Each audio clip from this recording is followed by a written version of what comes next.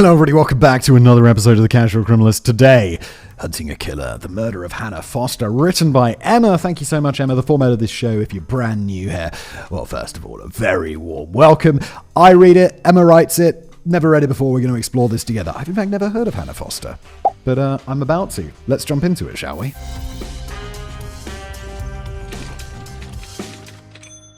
Hannah Foster disappeared after a night out with friends. Her parents didn't realize she was missing until 5 o'clock the next morning, and the investigation into her disappearance was launched later that same day. Her cell phone was still active and on the move, but the police had no reason to suspect that they weren't going to find her alive. No, because most of the time someone goes missing and it's like, oh no, they're just at their mates and they just forgot to call home. But I don't know, like as a kid, I never understood why my parents would worry about this. And I mean, I guess they worried more for my sisters than for me. But yeah, no, I remember them saying like, no, it's a little bit, of course we're a little bit worried about you. And I'm like, why? I'm just having a good time. What's going to happen? And now that I have kids myself, including a daughter, I'm like, oh my God, I completely get it. This would be fucking terrifying. Oh no, I'm sorry. I just went on a whole rambling thing about how it's probably going to be fine.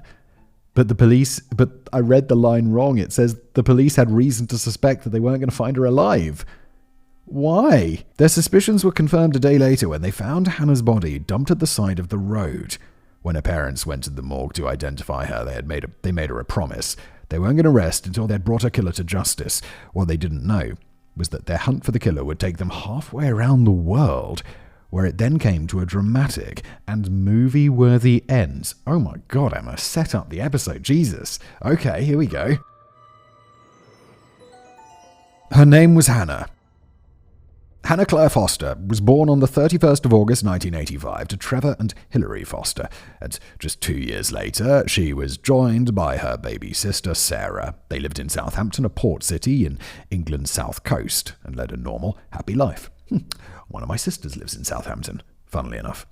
Trevor and Hilary would later explain that from the moment Hannah and Sarah were born, their lives revolved around their daughters. The two girls loved to play dress-up, and usually Hannah would be the bride while Sarah was the bridesmaid. The Fosters spent lazy days on the beach where Hannah would practice her ballet routines in the sand, and during Easter the two girls would hunt for Easter eggs on Southampton Common. According to Hilary, quote, Hannah was always a happy girl with a great sense of humour. When you look through the photos, she was bursting with life, full of fun, as both my girls were growing up. Oh no, this is sad because, I don't know, these kids seem to be like my age. This sounds like my family just having a nice time. You know when the weather app says sunny and then it ambush you with full-on downpour? Oh my yes, Vessi, my favourite sponsor. Yes, especially this summer. I think it's just me because I went to the UK to visit my family last weekend and the weather was awesome. And they're like, it's been awesome this summer, right? I'm like, no, what are you talking about? It's been raining the whole time. And, well, I've been fine. I mean, not like emotionally and happiness-wise because of the rain, but my feet have always been dry because of today's sponsor, Vessi's. Vessi make their shoes with something called Dymatex, which makes them 100% waterproof. These are their weekend sneakers. Look at how well used these are. This one, I don't know why, but I somehow use more grip on my left foot than I do on my right. But I was wearing these things constantly for 2.5 years. Then they sent me a new pair and I was like, well, I'll wear the new pair instead. But these I still have because they're kind of my like moving around the house, moving. You know, you've got those pair of shoes that you use for rougher activities that are usually like a little bit old. These are those shoes. And I wore them constantly for 2 years and then I just started wearing them, less so because they sent me a nice fresh pair, but still holding together, still waterproof, still incredible thanks to that Dymatex material. They're all waterproof, they're lightweight, they're genuinely comfortable enough to wear all the time. I should probably just use a pair of slippers, to be honest. I'm always like going through slippers, but I should just dedicate a pair of Bessies to be my slippers, to be honest. It would kind of, they're not going to get wet inside, but they're just that comfortable. They're perfect. You can wear them in summer. You can wear them in winter. They're just good all year round. They're an incredible company. They're a great sponsor. They're a pleasure to work with. They're a pleasure to wear. Just grab yourself some Vessies. Why not? If you go to vessi.com/TCC, you'll get 15% off your first pair with a 1-year warranty and 30-day hassle-free returns. 1-year warranty you won't be using. I wore these constantly, like no other shoes, for 2 years. That's it. 30-day hassle-free returns. Did I say that? Vessi.com/TCC. Get yourself a pair. Why not? Back to today's episode. Hannah had a very close relationship with both of her parents. She used to cuddle on the couch with her father while they watched television. She never hesitated to share her problems with Hillary, and the two of them often discussed any problems she had at school or disagreements she had with her friends. This sounds so nice. This is how I hope it's going to be for my family. Like, so far, so good. Really like my little family. And I hope they grow up to be this nice. Sarah would later explain that the two of them often watched television in her bed on weekends, and Hannah had a habit of jumping on Sarah's bed to annoy her. As they grew older, Hannah and Sarah started to share clothes and outfits, and Hannah would insist on helping her baby sister with her hair and makeup. As a teenager, Hannah attended Barton Peveril College. She completed 11 subjects during her GCSEs, which normally only require you to complete 9. Oh, really? I think I did 11. God, I'm not sure. Maybe I did 10. I definitely didn't do 9. Oh my God, I can't. That's so weird. I could definitely remember the grades I got, and now I don't remember. It was mostly A's because I got a giant brain. I'm not kidding. It's like an orange on a toothpick. But I think there were some B's sprinkled in there, and I do remember I got 1 C for French. I'm not a talented linguist. She then went on to do her A-levels in history, biology, chemistry, and geology. You could do geology A-levels? That's pretty awesome. She also participated in the Duke of Edinburgh's award programme, where she obtained her bronze and silver awards. For those of us who don't live in the UK, it's the equivalent to the US Scouts, and it includes nature survival stuff as well as a bunch of volunteer work. From what I understand, most people do their bronze and silver levels, and those who go on to complete the gold levels have the opportunity to meet Prince Philip. What an exciting opportunity. I have to say, I did like 90% of my gold, and then I did the survival bit, you have to go like for a week's hike with nothing, just like food. And yeah, I did that. I did all my community service and stuff. And then I think I just needed to go get some forms filled in, and the summer came around and I left school and I never did it. A couple of my friends who were the same thing as me actually bothered, and they did go and meet Prince Philip. Hannah's favourite author was Sir Terry Pratchett. I like Terry Pratchett. I don't like his Discworld stuff. It's too fantasy for me. But for all Only You Can Save Mankind was one of my favourite books from my childhood. She liked to listen to the Red Hot Chili Peppers. Oh, God. Apparently because she has no taste when it comes to music. I'm sorry, don't speak ill of the dead, but Jesus Christ, Red Hot Chili Peppers. God save us. And according to the Daily Echo, she had already been offered the opportunity, although to be fair, I listened to Red Hot Chili Peppers as a teenager, and then I realised that they suck when I became an adult. And according to the Daily Echo, she had already been offered the opportunity to study medicine at Bristol University. Hillary would later explain that Hannah was an easy child to love, easy to please, extraordinarily kind, and always polite and respectful. She was fun, popular, compassionate, and a loyal friend. This sounds like one of those things where this person isn't just being like pumped up because they died. This sounds like a genuinely nice person, and I would be very happy if my daughter was like this by the time she was an older teenager. I mean, she's 5. She's not like a younger teenager now, obviously, but you know what I mean. Sounds like a wonderful person, a truly wonderful person. The quote continues, "You know that expression people say about flourishing into a young woman? That was what we were witnessing. She was just the sort of girl that you always felt proud of." On the evening of Friday, the 14th of March, 2003, the 17-year-old Hannah was getting ready to go out with 5 of her friends. She was dancing and listening to music while she was applying makeup, and reportedly told her baby sister, the 14-year-old Sarah, that, quote, "I can't wait for you to grow up so we go out together. You'll be such fun." Trevor was out playing badminton with some friends that night, and Hannah reassured her mother that she wasn't planning on staying out too late. Then Hannah walked out the kitchen door. According to Hillary, quote, "I just waved her off that night and said, bye, see you later. I just wish I'd given her a big hug that night. I don't think I even gave her a kiss goodbye, but I suppose you can always have regrets." Hannah met up with her best friend Helen, and the two of them visited several pubs in Belvoir Valley, the busy inner-city area of Southampton. According to Helen, they each had a double vodka lime at the Hobbit Bar at around 10:30 and decided to meet up with the rest of their friends at the So Bar. They weren't there long before the group decided to head out to a bar called Lennon's. According to Helen, "We started to walk there, and Hannah said, 'Should we just not bother?' And I said, 'Yes,' and we turned back. We started walking back into Portswood so I could get a bus home." The two friends walked arm in arm towards the bus stop, where Hannah told Helen that she'd wait with her until the bus arrived. Helen ended up catching the 10:50 bus, and Hannah then turned and walked down Highfield Lane towards Shaftesbury Avenue. Hannah waved at Helen when the bus drove past her, and then continued walking home on her own. The Fosters lived just 800 metres away from the bus stop on Portswood Road, and Hannah should have been home by 11 p.m. as promised. Instead, she made a call to 999 at exactly 11 p.m. When the operator asked Hannah if she needed help, Hannah didn't respond, and the operator was able to hear background noise.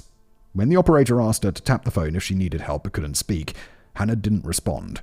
The operator made several more attempts to get a response from her, but when Hannah still didn't answer, the operator switched the call over to the Silent Solutions department, whose purpose was to filter out actual emergencies from pocket dials. Yeah. I remember I once pocket dialed 999. It wasn't, or 112 here. It wasn't too long ago.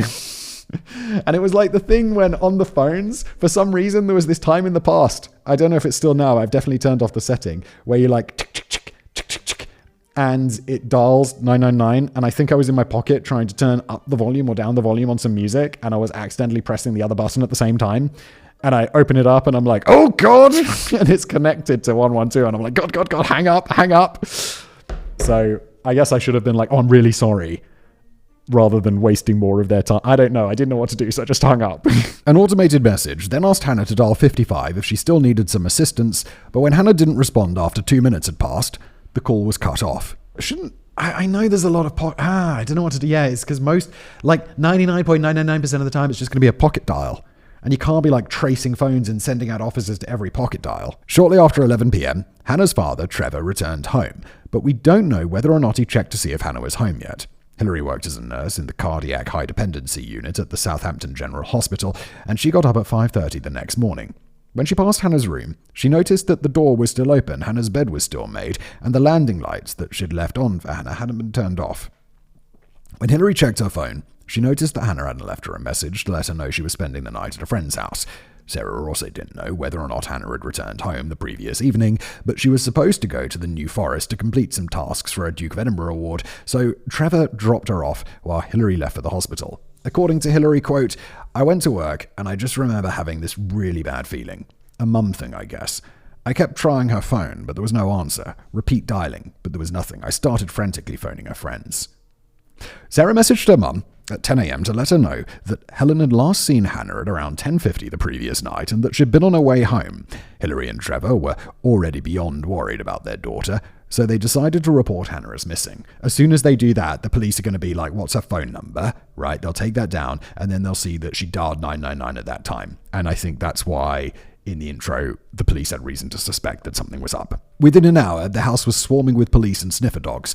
They started asking whether Hannah did any drugs, did she have a boyfriend, did she have a habit of running off, and had there been an argument before she went missing, etc. Wow, that's a solid-ass police response, guys. Well done. According to Hillary, at the time, I thought they were not taking it seriously. Really? Given all the police swarming to your house? Listen to some episodes of Catch a Criminalist, you'll see that this is really good for police response compared to some things. When they initially came to the house, I wanted them to cut all the questions, as I was just thinking, they don't apply to our case. I was willing to let them get on. I knew something awful had happened to her. There were so many people coming and going in the house. The phone didn't stop ringing, and there were people everywhere, even in the attic. I just wanted to shout, to tell them they were wasting their time. She wasn't here, but I knew they had to do it. Yeah, you've just got to go with emotions, I think, in a situation like this. The police have a thing they have to follow, and it's built on, here they seem very competent, and it's built on a lot of experience and other people's experience and all coming together to do this the right way. It's like, when your phone, like back in the day or whatever, now you'd just be on chat. You would like talking to tech support for a product, and they're like, have you turned it off and turned it on again? And you want to be just like, yes. And you say yes, and then like, okay, can you do it again? Can you unplug it from the wall? And you're like, this isn't going to help. But you don't say that, you just do it. And you just go through the whole thing because it's easier than just being like, no, I'm not going to do that. Just do exactly what they say. The search for the missing teenager was titled Operation Springfield, and the Hampshire police started the search for Hannah by talking to her friends and going through her computer to see if she'd planned on meeting up with anybody that night. Since they didn't have access to her phone, Hillary and Trevor gave the police permission to obtain Hannah's cell records, and while they waited for those, the police started tracing her phone's movements. Because Hillary and Trevor had been calling her phone all morning, the police were able to confirm that Hannah's phone was still on the move. It was heading south on the M27 toward Portsmouth, where it finally came to a stop. If you're transporting a body, criminal, you've got to be insane to keep the phone on. And not just off, not just turning it off. You got to take out the battery, take out the SIM card, and throw it away. What are you doing? It was also around this time that the police got hold of the recording of the 999 call that Hannah made the previous night. Oh wow, so the police swarmed her house and everything without even matching it up to the 999 call? The doubly impressed police, well done. This was a call that confirmed that Hannah hadn't just run away, something bad had happened to her. The The police were able to enhance the sound on the recording and turn the volume up. This meant that they were able to listen to the conversation taking place on the other end. It wasn't very clear, and the snippet of conversation only lasted for about 58 seconds, but they were able to make out two distinct voices, Hannah's and the voice of an older male. During the call, the man asked Hannah if she was from England. She confirmed that she was. She told him that her name was Sarah and that she was just 15. She also told him that they were driving down her street and pointed out her house to him in an attempt to play on his sympathy and convince him to let her go. Oh wow, she's in a car. The man told Hannah that he wanted to fuck, and Hannah told him no. Bro, she just told you she was 15. What's wrong with you? From the call, the police were able to deduce that Hannah was in some kind of vehicle, and the man was most likely of Asian descent. According to Detective Constable Gary Platt, the Asian male was clearly in control of the situation, even in the short span of conversation that we heard, and he was directing her to put her head down out of the way so that she couldn't be seen. The thing that struck me most was the fear in her voice, which sent a cold chill down your spine. And that's when we knew that there was a good chance we weren't going to get her back alive. On the afternoon of the 16th of March, the call came in that someone had dumped the body of a young woman on the outskirts of Southampton. She had been sexually assaulted and strangled, and then her body had been hidden underneath a hedge on the side of a busy road. According to Hillary, quote, "When Trevor and I saw Hannah in the mortuary, I couldn't believe what I was seeing. There must be some mistake. The cold, bruised, and battered body certainly looked like Hannah, but where was the sparkle in her eyes? The radiant smile, the warmth and tenderness of her touch. Hannah was vibrant, graceful, gentle, and so alive.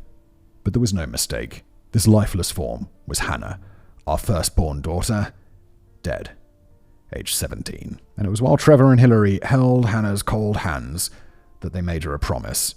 They weren't going to rest until they brought her killer to justice. You're goddamn right. If I was in this situation, I would find you and I would take care of you. Like this, I'm getting vigilante on your ass. Information wanted. Because of Hannah's 999 call, the Hampshire police already had several leads to follow up by the time they were able to confirm that Hannah had been murdered. They knew that their suspect was of Asian descent and that English wasn't his first language. They knew he'd been driving around after he'd abducted Hannah, and because they had access to Hannah's cell phone records, they were able to pinpoint his location in the hours following her death. The coat Hannah had been wearing was bloodied, and the police found traces of two different people's DNA on it. And because he hadn't used any protection when it assaulted Hannah, they now had a sample of the killer's DNA, and all they needed was his name. A forensic team then scoured the area where Hannah's body had been found, and almost 100 police officers were going door to door in Portswood to see if anyone in the area had noticed any suspicious vehicles the day before. The police tracked down everyone who'd travelled on the same bus as Hannah's friend, Helen, to find out if they'd seen anything. And they also urged anyone who'd been out partying that night to let them know if they'd seen or heard anything. According to Detective Inspector Tony Adams, quote, "It is highly possible that these people have very important witness information. They may have seen someone in this area, but may not be aware of how important that could be to this inquiry. Any information they can give us, no matter how seemingly trivial to them, could be vital to us." The day after Hannah's body had been discovered, a worker at a recycling plant reported that a handbag and cell phone had been dumped in a plastic recycling bin, and it was turned over to the police. The Fosters later confirmed that the bag and cell phone belonged to Hannah, and after the police determined where Hannah's bag had most likely been dumped, they obtained all available CCTV footage from the area. The police's initial theory was that Hannah had been picked up by a taxi, even though the bus stop had only been a 10-minute walk from her house. So the police held a press conference to update the public on her murder, and Detective Inspector Tony Adams told the public that, quote, "Initial inquiries revealed a possible link between Hannah and Southsea. Inquiries are focusing in that area as well as in Portswood, Southampton, where she was last seen. We would like to hear from any taxi drivers who may have picked up someone that night matching Hannah's description on Friday night. At this time, our clear assumption is that she was forcefully abducted. There was no significant attempt to hide the body. There have been no significant incidents reported in the area to date that can be directly linked to Hannah's disappearance, but we would advise the public to exercise caution. We would advise lone females walking in this area not to go out alone at night and to stick to brightly lit public roads until we have determined exactly what happened to Hannah." Yup. Good advice. There's a psycho out there. Not psycho. A sick f***. Don't know enough about him. We do know he's a sick f***, though. A few days after Hannah's body was discovered, her heartbroken parents made a nationwide appeal for information during a press conference. Trevor was the one who addressed the nation, and in a shaky, emotional voice, he explained that we as a family are devastated by the loss of Hannah. My wife and I have lost our beautiful daughter, and Hannah's 14-year-old sister Sarah has lost her big sister and best friend. But that's not to say that the Hampshire police had nothing to go on. As we've said, they already had several leads just based on Hannah's 999 call alone, and the police officers working her case wasted no time drawing up a list of potential suspects. It would later be reported that in the days after her body had been discovered, the police officers on her case had worked 18-hour days and volunteered to work an hour of unpaid overtime a day, which they referred to as Hannah's hour. Legends. I mean, I know a lot of these in these scripts often bag on the police for doing something stupid or just not following up on a lead. I mean, I just recorded an episode the other day about these gay guys who were killed and dumped in the same place, and the police were just like, oh, gay people dying of drug overdose, it happens. Here, fucking go for it, police. And I know there could be the attitude of, oh, well, she's like a young white girl, so the police are going to pay more attention. Look, that's fine. I agree that that's a problem, but I'm just happy that they're doing something here, to be honest. The police once again analysed Hannah's 999 call and decided that her killer had been driving some sort of van or large vehicle. So they compiled a list of all the vans that were registered in the Southampton area. Because her phone had still been in the killer's vehicle in the hours following her death, they were able to find out where it had been. They then obtained access to even more CCTV footage that had been taken on the day that Hannah went missing and were able to identify the vehicles that were in the areas just hours leading up to her abduction. This enabled them to narrow their list down to just 7 possible suspects, and the police then conducted several roadblocks all over Southampton to see if they could come across any of the vehicles on their list. But the Hampshire police and the Fosters were also getting the public involved in their search for Hannah's killer, and according to the documentary, Hannah's Killer Nowhere to Hide, everyone in Southampton wanted to do their part to help find him. Yeah, let's go. Everyone's just out looking. Just like, look for this van. Everyone. That's a lot of people just eyes out. Nowhere to hide. Oh, the name of the documentary. There you go. According to Police Constable Kim Garley, her face was on every billboard. Hannah's photograph and the posters we'd printed were everywhere. Every shop window, every bus you went and got on, the library. They were absolutely everywhere. Everyone was talking about it. One of Hannah's friends came forward and told the police in January 2003 that an Asian man had followed Hannah while she was walking home from school. This happened several more times, and at one point the man approached Hannah, calling her by name and asked for her number. Hannah had never met the man before and had been pretty freaked out by the incident, understandably so the police issued an appeal to the public to find out if anyone knew who he was. That sounds very stalkery, but is that to the point where you can report it to the police? Probably not. You just think, you guys are weirdo. Get a life. To their surprise, the man actually came forward on his own and admitted that he'd approached Hannah and tried to get her number. She'd shot him down and he'd let it go. It was later reported that he'd been cleared of all suspicion. How old is this dude, and why is he following a 17-year-old home?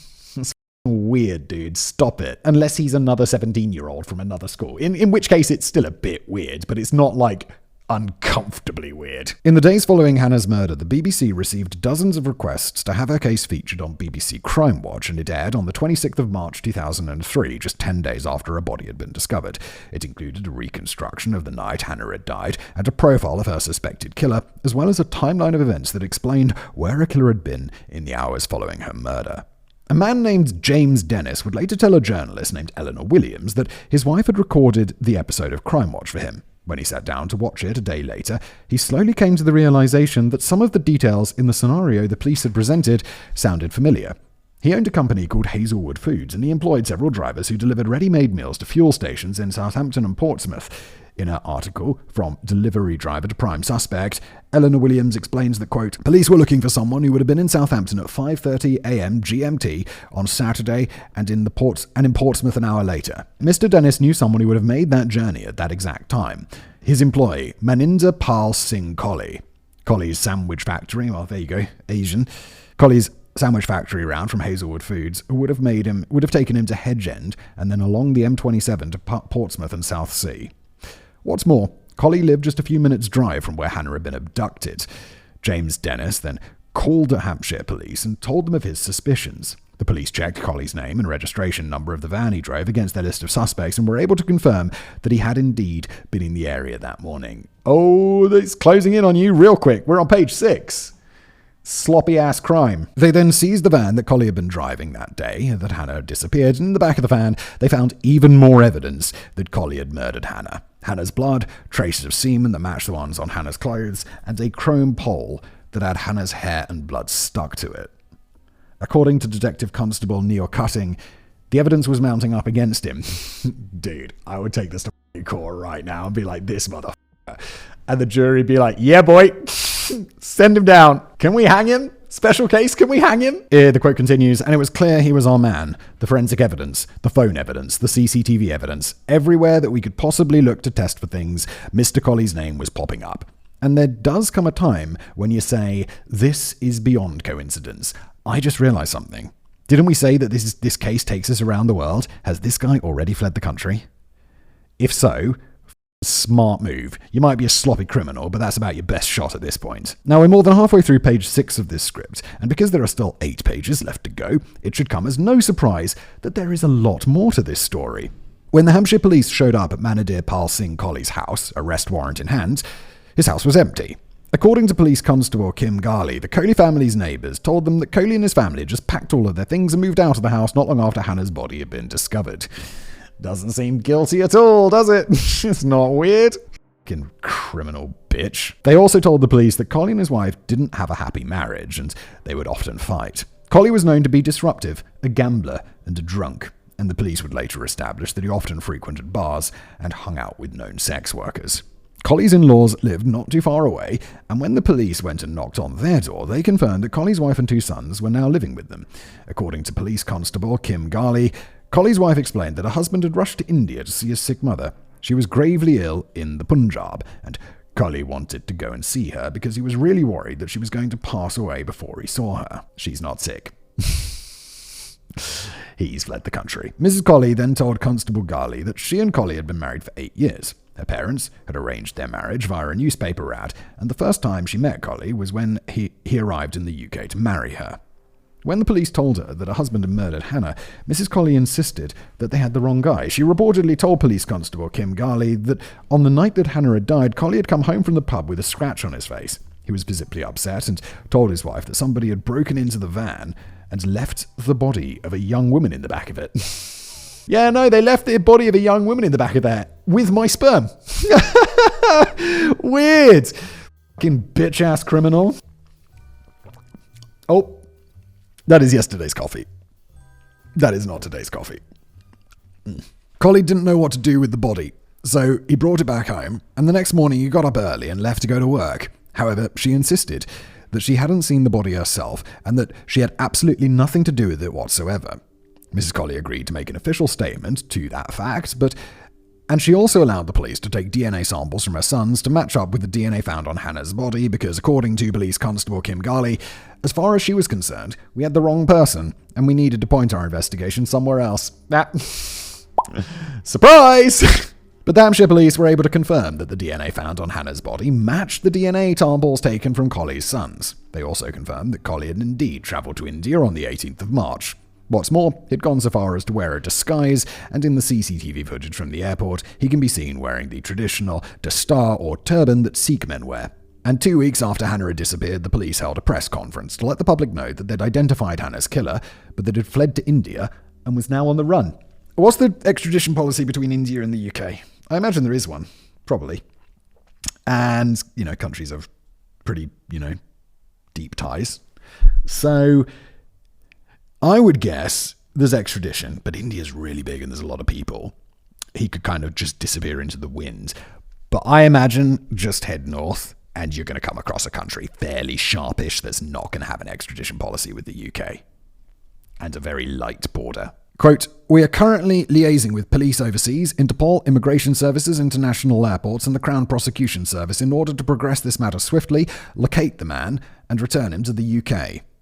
The British police then contacted the Indian authorities, and they were allowed to travel to India to arrange for Kohli's arrest. Excellent. They were then able to confirm that Maninder Singh Kohli had indeed arrived safely at his parents' home in the Chandigarh area. His mother had been struck by a bus a few months earlier and was in a coma. Oh, wow. I didn't expect her to actually be sick. But Kohli's father told them that he had been surprised to see his son show up on his doorstep since Kohli hadn't told anyone that he was coming to see them. He then reportedly rented a flat just around the corner from his parents' home and stayed there for 5 days. What are you doing? Dude, this is a terrible idea. Maybe you do have that much time, but you should play it like you have no time. During his stay, his brother came to visit him to let him know that his wife had called and that the British police had issued a warrant for his arrest. Kohli's new neighbours reported that the day after his brother's visit, Kohli got onto a bus and left town. He also changed his appearance once again. He was no longer wearing a star and had shaved off his hair and beard. Once again, Hampshire police had to report that Maninder Pal Singh Kohli was on the run, and this time, the likelihood of finding him in a country of 1.1 billion people was akin for searching for a proverbial needle in a haystack. Yeah, even if he doesn't leave India, like I said, there's a lot of people there. It's going to be really hard. On the 11th of May, 2003, his wife made her own public appeal to her husband and said that, "For my sake and the good of your children and your family, I urge you to hand yourself into the police and come back home so this can be sorted out. Wherever you are, please just go to the nearest police station and give yourself up. If you are innocent, this is the only way you can clear your name, so please just come home." He's not innocent. They got mountains of evidence. Mountains. Hunting a killer. From that moment on, the Hampshire police's hands were tied. According to Police Constable Kim Kohli, the Ministry of External Affairs wouldn't allow them to conduct a manhunt in India, so they had to rely on their Indian counterparts to track Kohli down instead. Honestly, probably for the better. I don't imagine that some random UK coppers are going to go over to India and run a very successful manhunt. But the Indian police had their own murder cases to investigate, and without someone actively advocating for Hannah's case and putting pressure on the Indian authorities to look for Kohli, the Indian police reportedly had no interest in finding him. Look, I'm sorry, I know it's like the murder didn't occur in your soul, but now you have a man who brutally murdered someone who we know about running around in your country. Does that not concern you? According to Detective Constable Gary Platt, quote, "The Indian police at the time were saying that he'd killed himself. That was their theory for the first 6 weeks. He's probably dead in a river. He topped himself. We'll probably never find him. But he's a coward, and he wouldn't have done it." But eventually, the Hampshire police were allowed to travel to India on at least 2 more occasions so they could start looking for Kohli themselves. They spoke to his family, and his father, Jagjit Singh Kohli, once again explained that he had no idea where his son was. Jagjit would later famously tell the media, quote, "I say, if he has committed this crime, hang him. I will be the last person to protect him. If he has done this grave crime, he should be punished, and he should face the music." Yes, Dad. Yes, Dad. The Hampshire police reasoned that someone had to be helping Kohli to hide, but his family members all insisted that they had no idea where he was. So the police and the British newspaper The Sun came up with a plan. With the assistance of Trevor Foster's employer, British Gas, they drew up a wanted poster for Kohli, which included renderings of his face with a beard, without a beard, and with a dash star on his head. They included at the time a reward of 5 million rupees, which was reportedly equal to £70,000 at the time, which I tell you what, in 2003 in India, is a ton of money, and asked the public to report any sightings of Kohli to the police. But 6 months went by without any sightings of Kohli being reported. So the Hampshire, I just got to know how much money that is in like relative terms. GDP India per capita in 2003. So we're talking 5 million rupees is on offer. Jesus. Okay, so £70,000. It was $540 a year. So let's say at the time in 2003 it was about half. So we'll call that 250 quid a year. And they're offering £70,000. That is extraordinary amount of money. So 70,000 is 280 years of the GDP per capita. A quarter of a millennia. But 6 months went by without any sightings of Kohli being reported, so the Hampshire police decided to try something different. They asked Trevor and Hilary Foster if they'd be willing to help them appeal to the Indian public for help, and they agreed. According to Hilary, quote, "People were saying that it was going to be like looking for a needle in a haystack, that he could just disappear. But as parents, we had this absolute drive that nobody could ever get away with doing this to our daughter." On the 12th of July 2004, the Fosters got onto a plane and travelled to India. They had planned on staying there for 12 days and were going to be attending numerous press conferences that the British and Indian authorities had arranged for them. On the 13th of July, an emotional Trevor and a stoic-looking Hillary sat in front of 50 journalists and dozens of cameras and spoke directly to the Indian public, asking for their help in tracking down their daughter's killer. In a shaky voice and with tears in his eyes, Trevor told the millions of parents listening exactly how Hannah had died and explained that, quote, "Knowing we were not there to help her in her hour of greatest need leaves us with a sense of guilt that we will carry to our graves. She didn't deserve to die so young, in such a callous and terrifying manner. Her killer must be brought to justice." End quote. In the documentary Hannah's Killer Nowhere to Hide, Swati Maheshwari, a senior correspondent for the Indian news channel NDTV, explains that, quote, "The media picked up Hannah's story big time. All the national news channels picked it up. Their press conference was a primetime story for us. The public understood, and they sympathized. It was a sad, moving story, with the parents making an emotional appeal. And with Indians, emotion really works." End quote.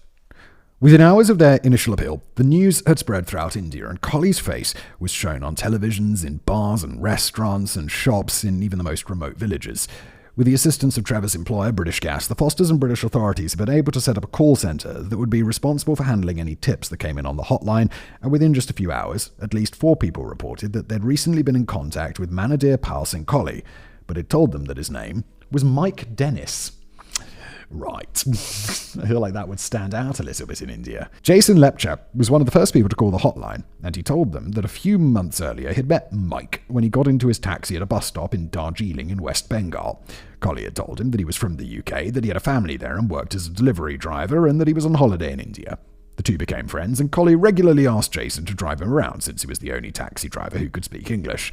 According to Jason, Kohli frequented the same internet cafe in the afternoons, and when the British newspapers finally arrived in Darjeeling at 8 o'clock at night, Kohli would only read the headlines before putting the newspaper aside. According to Jason, quote, "He always used to tell me, if I die here, you just inform the police and it'll be all right. I used to find it as a joke all the time." Around the time that the Indian authorities reported the Sun was offering a reward for any news on his whereabouts, Kohli left Darjeeling, but Jason didn't know where he'd gone.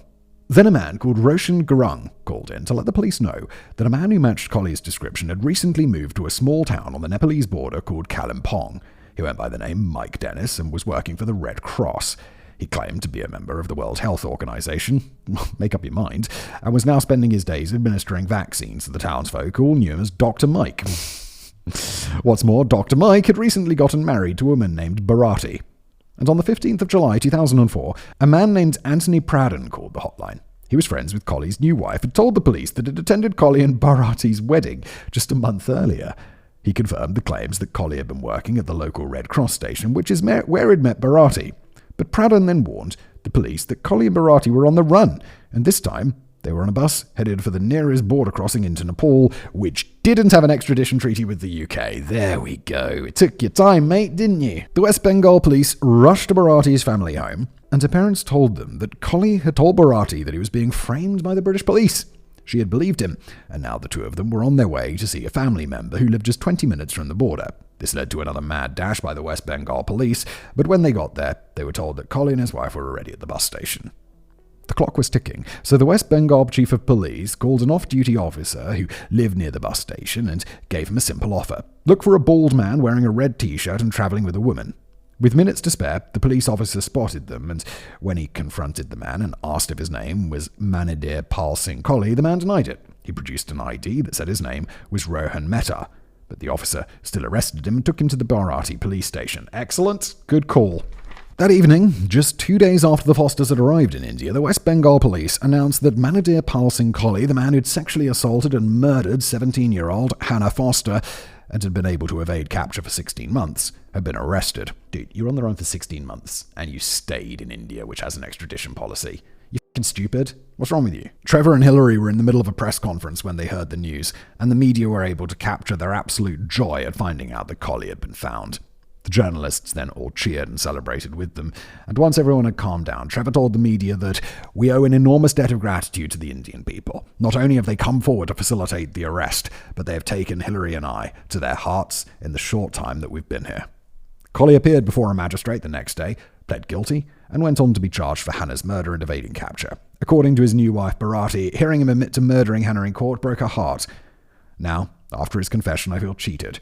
But at the same time, I feel relieved that though I lived with him for some days, nothing bad happened to me. Hannah was also a girl like me, and I wish her parents would get justice. But before he could stand trial for murdering Hannah, the British authorities first had to do something they hadn't done since India gained independence from the British Empire in 1947. They had to extradite an Indian national to the UK. Oh, okay, so he was in India. Oh, right, because he moved, but we're not sure if... It doesn't matter. If the British, you commit crimes on a British territory, you've committed a crime there. And Britain has a right to pursue an extradition treaty. Whether India respects that is a different matter. Some countries don't extradite their citizens. I don't believe India is one of them. Waiting for a verdict. Not long after his arrest, senior correspondent Swati Mashwari was told to interview Kohli for NDTV, and she asked him why he'd fled the UK and why he'd spent the last 16 months on the run. It's a bit of an obvious one, isn't it, mate? Because I murdered someone. Kohli outright told her that he'd abducted, sexually assaulted, then killed Hannah, and when Swati asked him why he'd decided to confess, Kohli told her, "I'm already too tired, to run here and there, and I want to unburden myself. Totally want to tell the truth." Kohli went on to tell Swati exactly how he'd murdered Hannah Foster. He'd been drinking with some friends and was on his way home when he saw Hannah leave the bus stop on her own. He got into his van and followed her, and when he saw her walk down Portswood Avenue, he drove ahead of her and parked the van. When Hannah walked past him, Kohli hit her over the head with a chrome bar and then dragged the teenage girl into the back of his van. Once he had her, Kohli told Hannah that he wanted to fuck her, but she refused and told him that she was only 15. She then asked him to drop her off at her house, but Kohli kept on driving and continued to make small talk with her. He drove some distance, parked the van, and sexually assaulted Hannah. He'd intended to let her go and claimed that after he'd assaulted her, he'd felt guilty and apologized. He told her that he didn't usually go around sexually assaulting young girls, but that he'd been drinking. He told her that he had a family, a wife and 2 sons, and that he was a good man. Bro, you just kidnapped her and sexually assaulted her. You could fuck right off with that, mate. He told her that he couldn't afford to go to prison. His mother was ill, and he still wanted to go and visit her before she passed away. And I'd be like, "Oh no, I'm so sorry to hear that. I absolutely won't go to the police. That sounds like a really sad story, and I feel sorry for you." Get out the van. Police! Police! Come over here! But Hannah told him that she had to let her parents and the police know what had happened to her. And Kohli thought that if she told the police what he'd done, there was a possibility that he'd be spending the rest of his life in prison. So he decided that he was going to have to kill her. And he even demonstrated how he'd grabbed Hannah, put one arm around her neck and the other on her mouth to keep her from screaming, while he strangled her from behind. After she'd passed away, Kohli got back into the driver's seat and headed home. We don't know why he had told his wife that Hannah's body was still in the back of his van, but the next morning he got up early to drive his usual delivery route. When he arrived at work and picked up the sandwiches he was supposed to deliver that morning, no one even remotely suspected that Hannah's body was in the back of the van. Kohli drove his usual route, and before he left Southampton, he dumped Hannah's body. He then dumped her handbag and cell phone in a plastic recycling bin in Portsmouth before he called his supervisor at Hazelwood Foods and told him that he was taking the afternoon off because his back hurt. According to Swati, the way he talked about it, the way he described it, it was so clear that he was guilty. But not long after his interview with Swati Mashwari was aired on television, Kohli's brother Ishpreet showed up and probably asked Kohli why the f*** had admitted on camera that he murdered Hannah Foster. Ishpreet then informed the police that Kohli was withdrawing any statements he'd made regarding Hannah's murder and got his brother a good lawyer. And when Kohli appeared in court once again, he started insisting that he hadn't killed Hannah Foster and that the British authorities were framing him for her murder. He also insisted that if he were to be extradited to the UK, he wouldn't receive a fair trial because he was Asian. His brother Ishpreet only reinforced this idea when he told the media that, quote, he wants to say only one thing, that he is innocent, and he has been framed, only for being an Asian. Bruh, come on now. Come on now. For the next 4 years, Kohli's team of lawyers did whatever they could to keep Kohli from being extradited to the UK. And in part, their efforts were made easier by the nightmare that is the Indian court system. According to a 2005 article by the Observer Research Foundation titled "Justice Delayed is Justice Denied," more than 500,000 criminal cases are reported in India every year, and it can take between 5 and 25 years for a criminal case to make its way through the courts. The article goes on to explain that in 2005, there were over 30 million cases that were still actively being heard, and there were only 12,117 judges to hear all of them. That's crazy. A 2016 article in the newspaper India Today explained that in some cases, court hearings are broken up into segments of 2 minutes each. That's it. If you're not able to actively lobby for the judge to take your case seriously, you could spend up to 30 years in prison before you're found to be guilty of a crime. And the article went on to point out that in 2016, there were people in prison who'd been charged with a crime back in 1947, whose cases were still being heard. 1947! My dad wasn't even born then! It's a long-ass time ago. Wait, when did India get independence? It was the 40s, wasn't it? Oh, didn't we mention that earlier? What was the date? Oh, I can't find it. It doesn't matter. Not long after Kohli had been charged, Hillary and Trevor were informed that the odds of Kohli being sent back to the UK were basically zero. But they'd promised Hannah that they were going to do everything in their power to bring the killer to justice, and they did. I gotta say, I don't know. I'd kind of, if someone was like, you want to go to Indian prison or do you want to go to British prison? I'd be like, well, I'm sure neither of those is really a brilliant, cup of tea, but I'd definitely choose British prison. I don't know. I just feel like British prison is going to be better. It's going to be less horrible. Both Hillary and Trevor quit their jobs, and together with a team of lawyers from both the UK and India, they did everything they could to bring Kohli back to the UK. They spoke to the media, they prepared evidence for trials, they appealed their case over and over and spent weeks in India advocating on behalf of Hannah. According to Jamie Part, the then district editor for The Sun, quote, they went to over 100 court hearings over 3 years, 30 appeals before the High Court judge in Delhi, who finally, after having assessed all the evidence, decided there was a case to answer and gave the British police permission to come and get him. Wait, so at that moment, he's just locked up in Indian jail, waiting for trial, and he could be there for 30 years? I'd kind of be like, yeah, I'd rather just have a kind of rot in Indian prison, to be honest. On the 28th of July 2007, Kohli was back in the UK and formally charged with kidnapping, sexual assault and murder of Hannah Foster, as well as charges of manslaughter, false imprisonment and perverting the course of justice. Kohli, of course, continued to insist that he was innocent and that he was being framed. Fuck you, go to jail. His trial started on the 10th of December 2007. Queen's Counsel Nicholas Hagan outlined the prosecution's case and told the jury that around 10:50 p.m. on the 14th of March 2003, Kohli had abducted 17-year-old Hannah off the street. People living nearby had heard her scream as she was dragged into the back of his van, but they thought that the screams had come from a party down the street and didn't notify the police. QC Hagan then went on to explain how Hannah had tried to call 999 in the hope that they'd send help. Quote, in that vehicle with her was a man. That man was speaking in a heavy accented voice. Hannah probably hoped that the operator would listen to the conversation taking place between the man and her, and that the operator would be able to work out that she was being held against her will. Yeah, but they couldn't hear, it was too quiet. But as we know, the call was cut off after 2 minutes because Hannah didn't respond to the automated prompts. Kohli then took Hannah to a secluded area where he proceeded to sexually assault her. And when she told him that she was going to report him to the police, Kohli strangled her to death, leaving bruises on her neck and pinpoint hemorrhages in her eyes. The evidence and witness testimony indicated that Hannah had fought back through all of this and had managed to leave several scratches on Kohli's face and body. Hillary and Trevor both testified, and they told the jury how they'd only discovered that Hannah was missing the next morning. While they were making frantic calls to find out what had happened to her, Kohli had already dumped her body and was making calls of his own. Balwinder Chahal, an acquaintance of Kohli, also took the stand and told the jury how Kohli had showed up at his house and asked if he could borrow some money.